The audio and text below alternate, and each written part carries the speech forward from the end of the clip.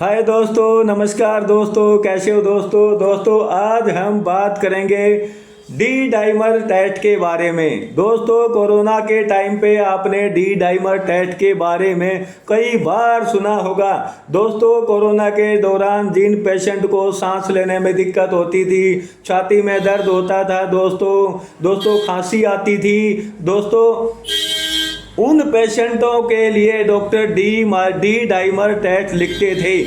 और दोस्तों, D dimer test के द्वारा पता लगाया जाता था कि इनके लंग्स में, इनके फेफड़े में, इन पेशेंट्स की पुल्मोनरी आर्टरी में कोई क्लॉट तो नहीं बन गए हैं, और दोस्तों कि कोई क्लॉट तो नहीं बन गए हैं या क्लॉट टूट तो नहीं रहे हैं। क्लॉट का पता लगाने के लिए, यानी कि लंग्स में क्लॉट का पता लगाने के लिए डॉक्टर कोरोना के दौरान डी डाइमर टेस्ट करवा रहे थे। दोस्तों, आज मैं उसी डी डाइमर टेस्ट के बारे में आपको जानकारी दे रहा हूं। दोस्तों जब कभी किसी पेशेंट को डीवीटी यानी कि डीप वेन थ्रोम्बोसिस, यानी कि हमारे घुटने के नीचे जो पैर का एरिया है, पैर में पीछे की तरफ कहीं पेन होता है, बहुत दर्द होता है, या स्वेलिंग इन्फ्लेमेशन आती है, या उस पर किसी प्रकार की रेडनेस आ जाती है, और उसमें शंका रहती है कि कहीं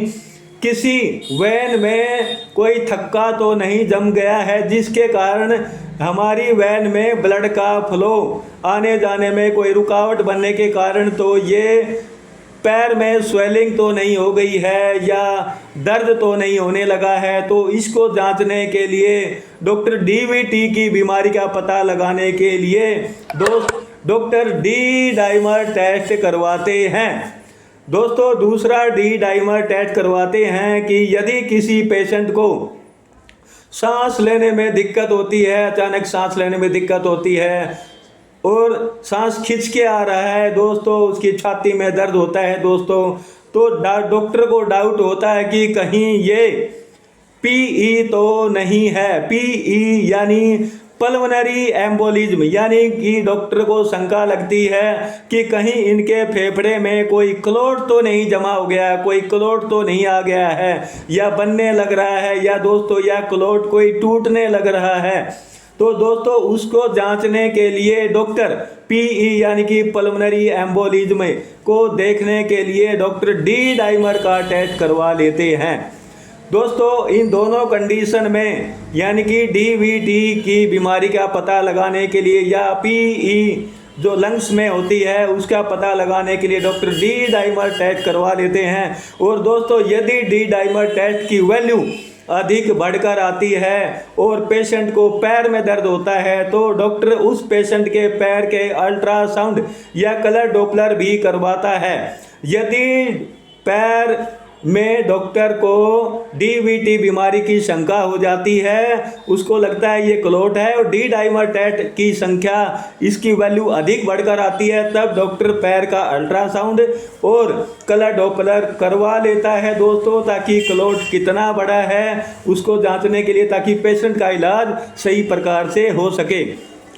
और दोस्तों, यदि पेशेंट को चेस्ट में पेन होता है, सांस लेने में दिक्कत होती है, उसको दोस्तों उस टाइम पर डॉक्टर डी डाइमर टेस्ट करवाता है तो वो पॉजिटिव निकलता है, यानी कि बढ़कर आती है उसकी मात्रा, तो उसे पूरी शंका हो जाती है कि क्लॉट ही बन गया है या कोई क्लॉट टूट रहा है, यानी कि कोई थक्का हमारी पल्मोनरी आर्टरी में बन गया है।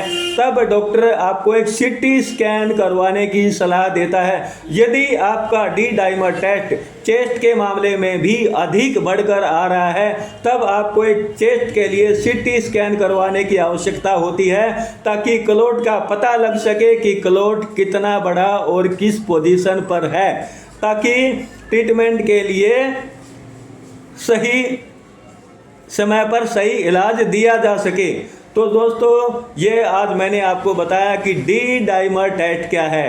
दोस्तों, डी डाइमर टेस्ट लंग्स में यदि कोई क्लॉट का डाउट होता है तब करवा लेना चाहिए। दोस्तों, पैर में के दर्द में घुटने के नीचे यानी कफ मसल्स के आसपास के एरिया में कोई दर्द है, तब भी हमें डी डाइमर टेस्ट करवा लेना चाहिए दोस्तों। और यदि इसकी वैल्यू बढ़ के आती है तो पैर के लिए हमें पैर का अल्ट्रासाउंड करवाना चाहिए, यानी कलर डॉपलर करवा लेना चाहिए दोस्तों। और चेस्ट के लिए हमें एक सीटी स्कैन अवश्य करवा लेना चाहिए। हाँ।